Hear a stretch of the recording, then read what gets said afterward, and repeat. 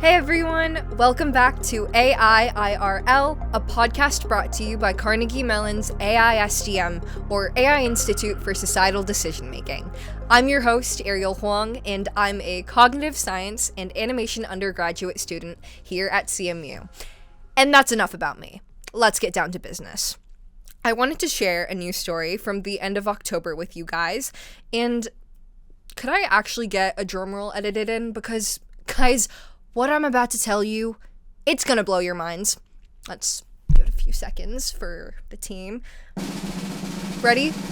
Okay. College kids cheat. Shocking, right? Yeah, not really. In fact, the news article that I was reading only allocated one sentence to this fact. Basically what happened. College students at the University of Illinois Urbana-Champaign cheated in their introductory data science course with AI. And the surprising thing about this whole situation was its aftermath. After the students who used AI to cheat were confronted by their professors, they sent email apologies. And, we start off pretty strong. Dear Professor Wade and Carl, I want to sincerely apologize. Okay, they're owning up to it. But more and more pour in.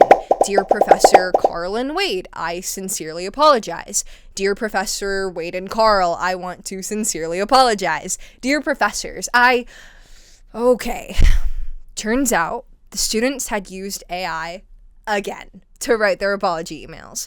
So, just how sincere are these sincere apologies?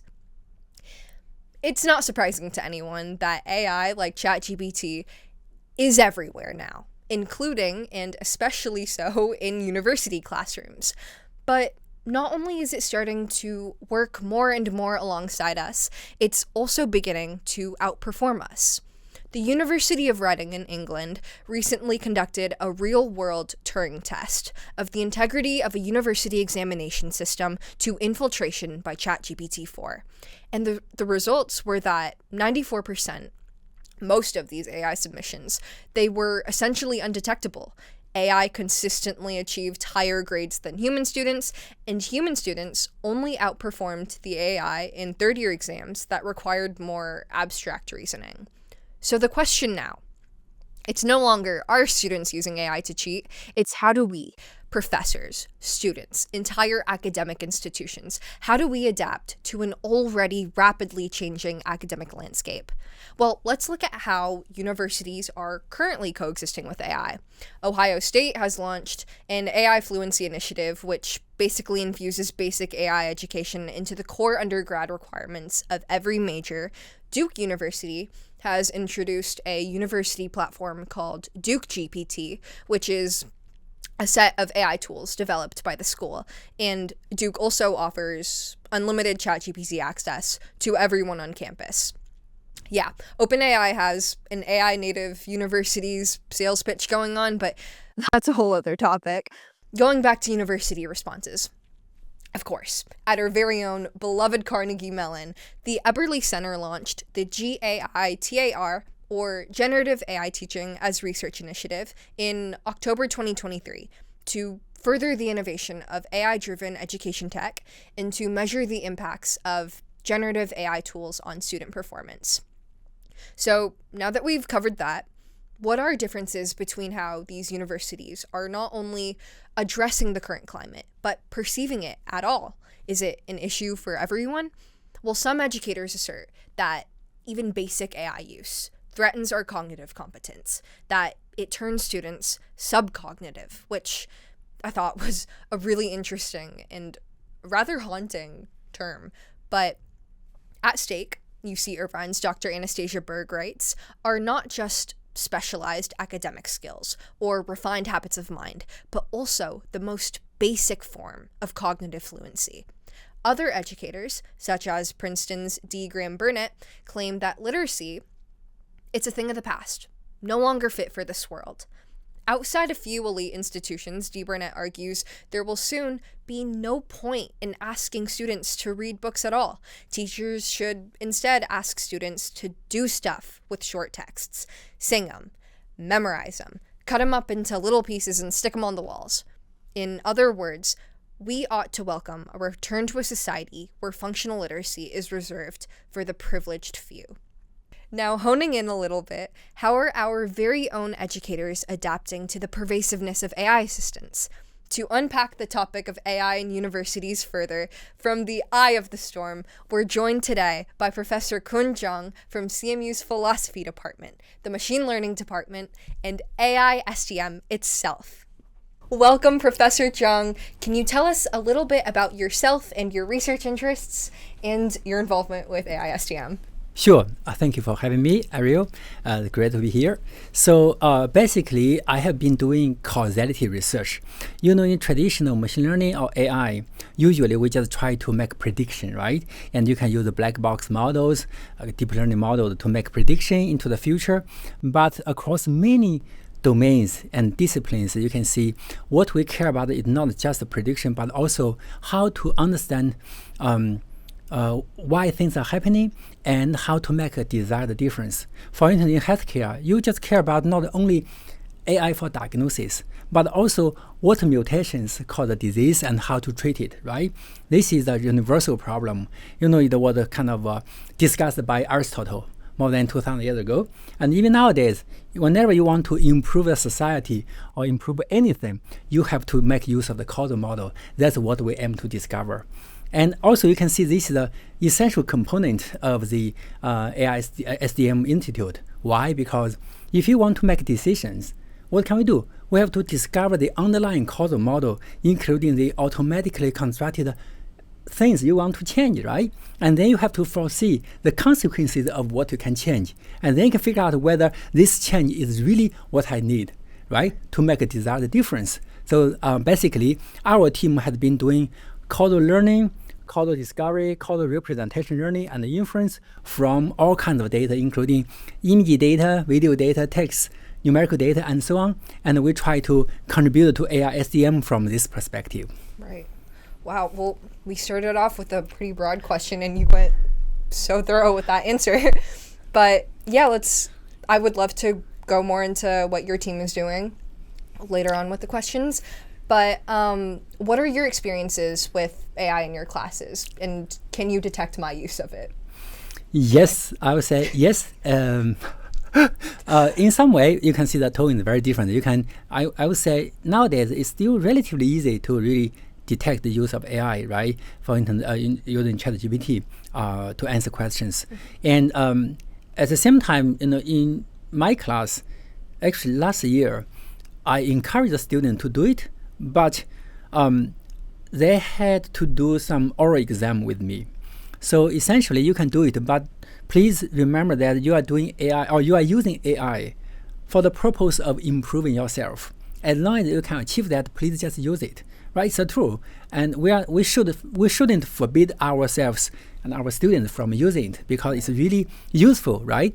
And if we use the tools properly, clearly we can benefit a lot. Actually, I found that if you just use AI for the purpose of improving yourself, you can make very quick progress very efficiently, right? So you can always try to see what you can learn from the result given by ChatGPT, for instance, right? And then you can learn to use it. And then I would say learning would be much easier and much smoother. Right. Yeah. How would you define improving yourself? Yeah, very good question. I would say this is a very hard question because sometimes you just care about the very short-term benefit, and sometimes you care very much about the long-term ones, right? So I would say don't forget the purpose of education, right? Here, we are being educated for a purpose. What's that purpose? You want to improve yourself. You want to make yourself more complete. You want to make yourself more skillful, right? And also better at identifying problems, solving problems, and improving the society across many dimensions. Right. I would say that's as long as we can really improve ourselves according to those criteria, I would say yes, we are in the process of improving ourselves. So always thinking from a larger lens, like not just completing this assignment, always working towards something more. Yes, and of course, right, people may have different opinions, but basically, yes, we have to make sure we have some criteria, because in this way we can try to see whether we can really try to make ourselves better across those criteria. Right. Okay. That makes For sense. instance, from my perspective, right, Yeah.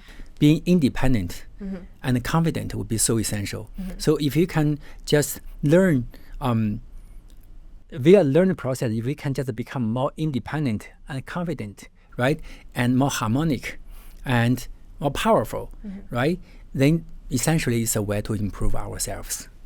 I think the way you touch on independence is really interesting. Do you think that it's possible to have like that independence coexist with AI use? Because I think there are a lot of people who believe that it only makes us more dependent. Like, do you think those can coexist? Wonderful question. So if we don't use AI properly, I think that's a problem, right?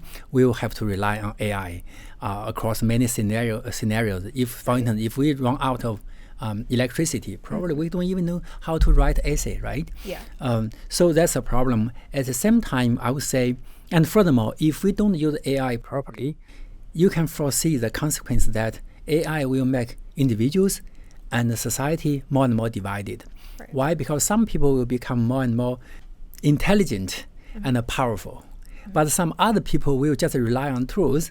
And if you rely too much on the tools, you'll become part of the tools, right? Right. And then you will become kind of less and less important. So that's why I think using AI in the proper way would be so essential. And furthermore, if you really care about independence, AI provides a very good way for us to learn to be more independent, right? Now, nowadays, if you really want to learn something, you can quickly do so very efficiently by making use of AI, right? As long as you have a clearly defined purpose and you have a very good way to achieve that, you can become very independent. Don't forget that nowadays we have AI. AI is almost always available.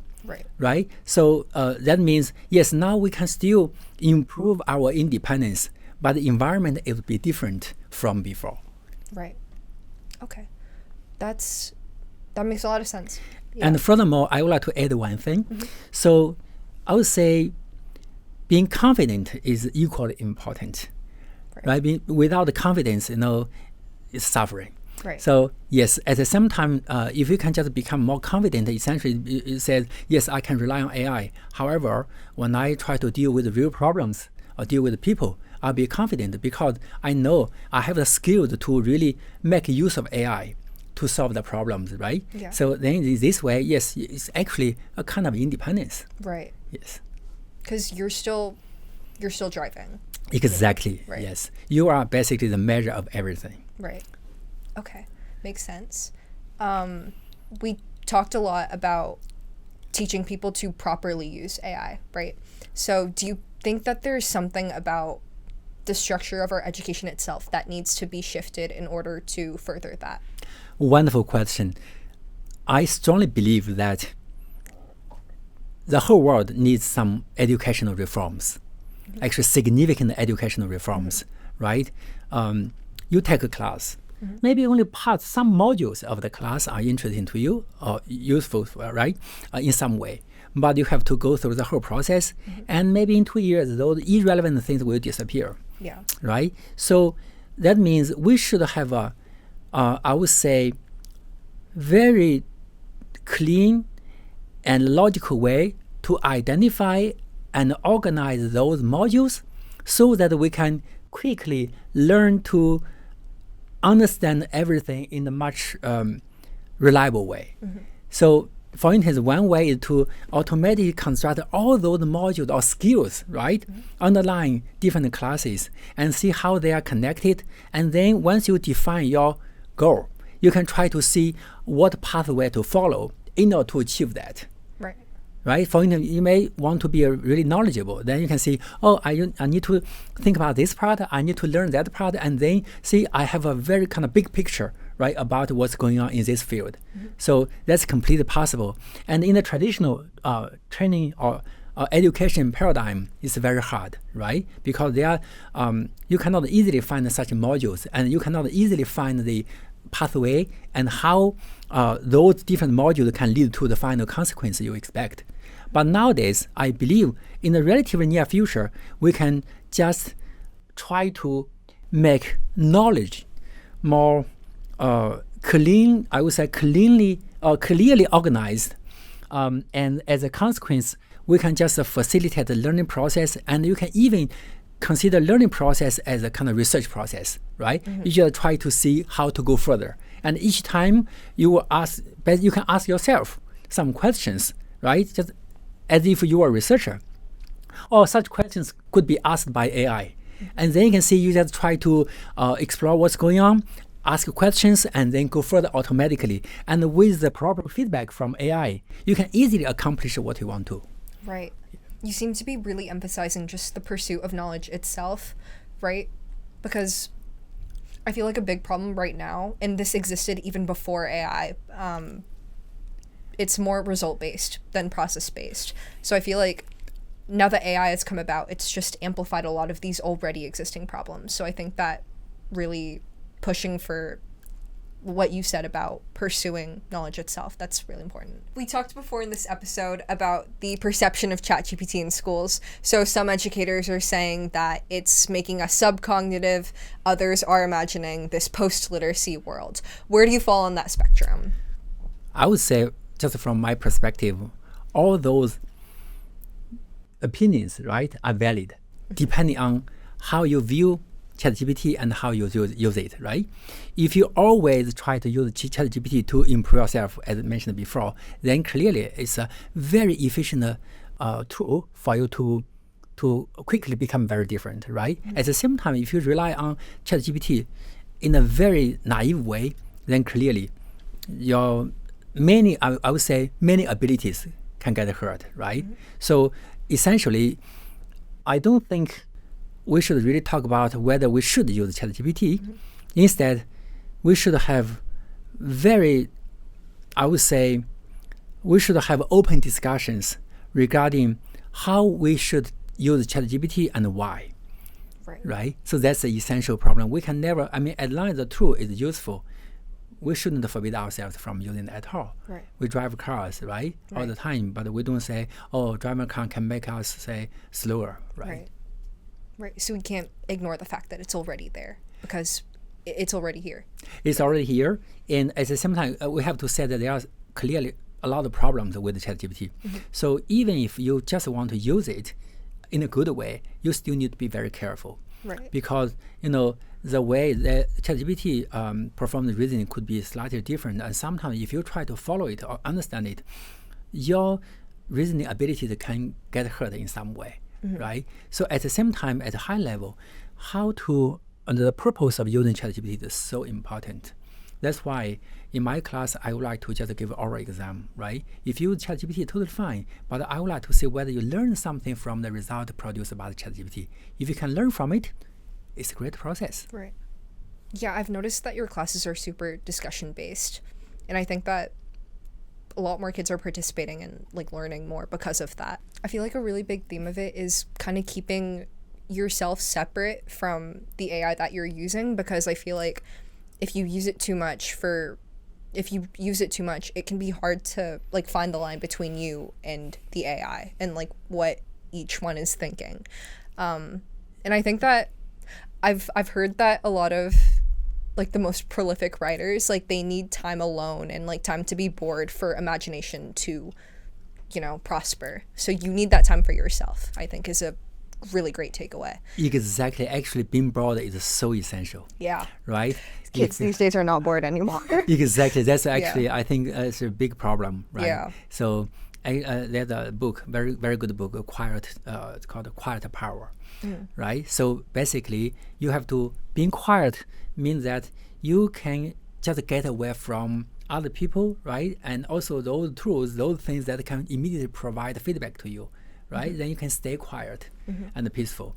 It's so important. Actually, if you are so quiet, very often you can get bored, and then you just try to go further independently. Yeah. That's innovation, right? Yeah. Yes. Yeah.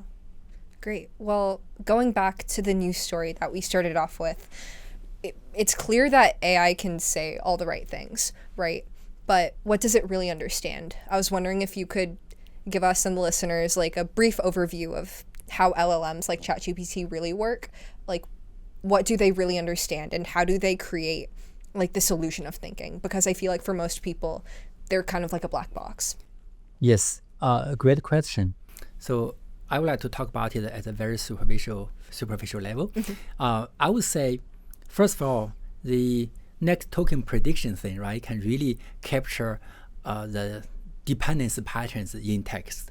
As a concept, if you capture all dependency patterns, right, between the words or tokens, and then you can just write down things, new things smoothly. At the same time, the reasoning or the way ChatGPT performs reasoning could be very different from what we do, right? And can you describe what a token is? Good question. It's a very fundamental but important question. So, in order for machine to really analyze the data, right, we have to find a way to decompose the text so that the machine can absorb the data and derive knowledge from it, right? So you can think of a token as a basic unit of text or language. So you can just, roughly speaking, you can think of tokens as, say, words, elementary words, right? Like chair, microphone, and so on. Of course, a microphone, it has multiple tokens, right? Micro and phone. But basically, it's just a unit of language or text. So usually we refer to concepts, we refer to kind of a way to organize the knowledge, right? We know how to divide the knowledge into different levels or layers, right? And we know the connection. We know how to learn new things without the consequence of forgetting previous things, right? And we know how to be adaptive in a new environment. But unfortunately, for ChatGPT right now, it's almost impossible because it's, as you just mentioned, it's a black box model, right? If you try to just fine tune the ChatGPT model to learn something new, then the previous abilities can get hurt for that reason. But for us, that's not the case. This means even for ChatGPT and other large language models, there's still a long way to go in order to be modular, reliable, transparent, trustworthy, and interpretable. And actually, it's possible. A lot of researchers are doing research in this space. And at the same time, clearly, it's a very, very powerful because we are amazed by how fluent, right, the result or the result produced by ChatGPT is nowadays, right? It's very fluent because for us it's pretty hard. We have to remember so many kind of issues, small issues and relations and so on to produce something very fluent. But for ChatGPT, all those dependency relations are there, so it's very easy to produce something very clean. But at the same time, you can see if you look at very long articles produced by ChatGPT, very often you can see the organization may have some issue, right? And at high level, things may not be consistent and so on.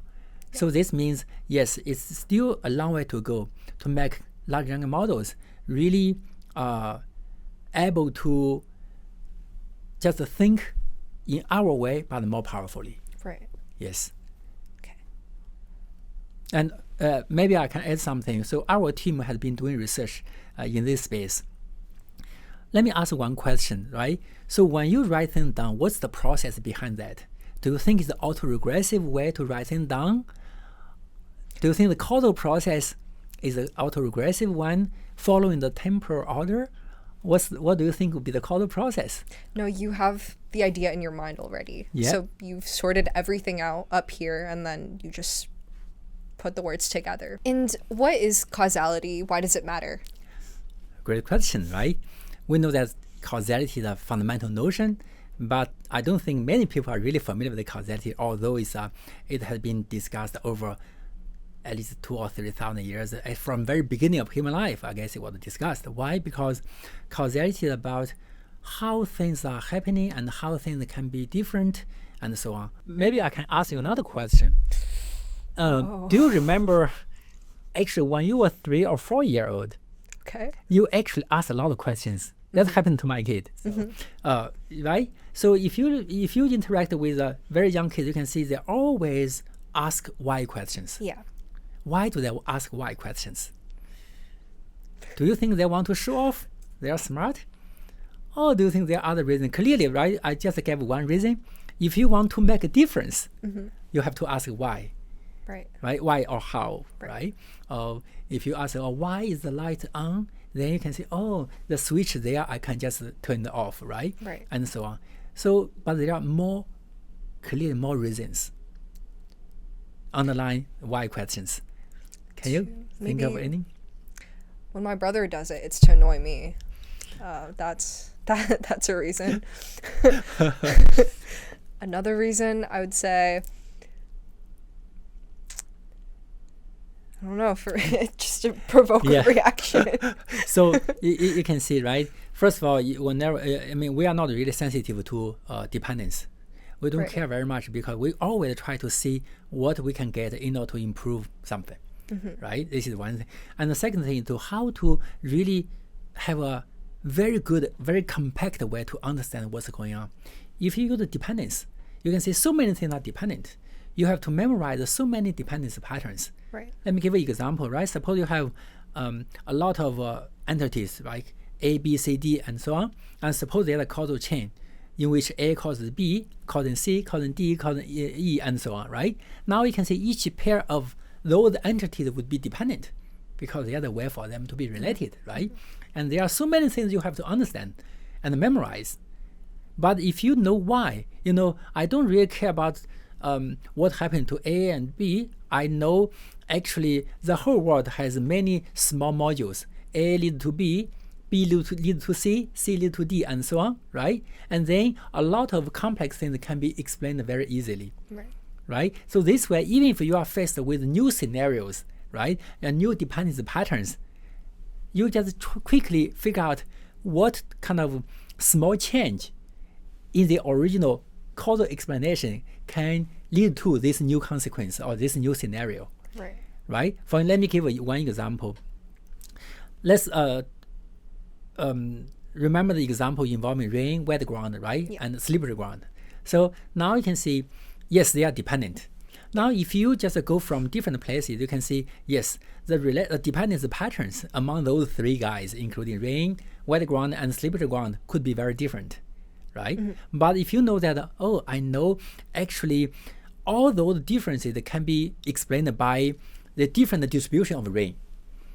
The world is so simple, right? You have the same way to explain how rain causes wet ground and how wet ground lead to slippery ground. You just need to change one module. Right? And you can see the connection across many modules or many scenarios, right? The world is so simple and it's so invariant. And this is how we can discover laws. We discover F equals ma. How? Because first of all, we can see F force, right, and acceleration are related. But memorizing such a relationship, dependency relationship is a disaster. However, if you can find another thing, M, right, mass, and then you can see, now no matter what you are talking about and no matter where you are going, F equals ma, right? It's always there. This is the basic law, right? It's just like a causality. Yes. So they're building a framework of the world through just like different cases. Yeah, to describe how things were generated and how you can change a particular thing to lead to the consequence you expect. Okay. And that's why you can see for decision making, it's so essential, right? Because whenever you make a decision, you try to achieve something. I never understood how important causality was to just AI as a field until I joined your class. I feel like it should be a buzzword, causality, but it's not. But it will be, I think. I think you'll make it a buzzword. At the very beginning, clearly people, philosophers, right, more than 2,000 years ago, cared so much about why, right, and causality. Eventually, in the past, I would say 300 years, people cared more about how or prediction because humans basically had the power to observe things and also to develop quantitative model to make prediction, right? So we are yes, you can see this kind of progress shouldn't prevent us from thinking about why. Yeah. So in the future, I believe, yes, why will be more and more important, partly because now I would say, we have the ability to really discover why from data. Yeah. Agreed. But I guess you're saying that LLMs have to reason it out as they write. Yes, and at the same time, in addition, right, even if you just look at how we write things down, right, clearly it's autoregressive because we have to write things basically step by step, right? Yeah. But at the same time, you can see, as you just mentioned, we have some concepts and relations, ideas. And at the same time, equally importantly, we want to make the final result writing smooth, correct, right, interesting, and so on. There are so many criteria we want to meet in the final result, right? That's why sometimes you have to go back to make modifications, right? But for ChatGPT, if you just use autoregressive model, there are no such ability. Right. So my student actually did some projects in this space. One is to allow ChatGPT to automatically go back to make necessary modification whenever needed. Yeah. Yeah. So you can see, yes, indeed, the way to figure out what's going on and the way to write down ideas could be very different. Right. Yeah. I think being able to like reflect and like backtrack and like fix past mistakes, it's like a very human thing. So exactly. Yeah. And in the future, I guess that we also have this ability. Right. Yeah. So if we design models properly in the future, I think those things will also happen, but it requires a lot of effort. And what is an autoregressive model? Wonderful. So now you can see, yes, you can see a barrier, right? Because if you are really used to this kind of terminology, then you tend to forget what it means. So autoregressive model essentially is a way for you to always, when you write things down, you write things down basically word by word, right? Right. And then naturally you may say, when I try to predict the next word, I just make use of the information in the previous words, right? And I just repeat the process to produce the next word and the next after next and so on. So basically this is auto-regressive. You always just try to rely on what you have so far to produce the next thing. I see. Is there like a pattern to how often you regress? Like how many times does ChatGPT regress? Would you say, is there? Oh, okay. Is there like a pattern? Yeah. If I understand correctly, so ChatGPT always uses this process to predict next token, like next elementary word, right? So it's just the process behind text generation by ChatGPT. Is it just like the previous word though, or is it everything before? It's all basically, it depends on the length of the data and how much data you feed into the model, right? A transformer model. But basically, you can think of a way to make use of a lot of previous words.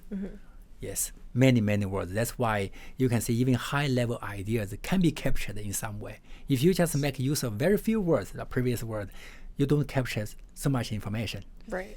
And it's kind of incredible how fast it happens, right? Indeed. Actually, it's a very large model, and that's also why you can see it requires a lot of computational resources and a lot of energy. I bet. Makes sense. Well, thank you so much. Just to finish off, I guess, what do you wish more people asked you about? Like, what's something really interesting you're working on right now? Okay, great question. So I would like to develop a platform that can automatically discover relations, causal relations, and causal entities, including hidden ones from all kinds of data.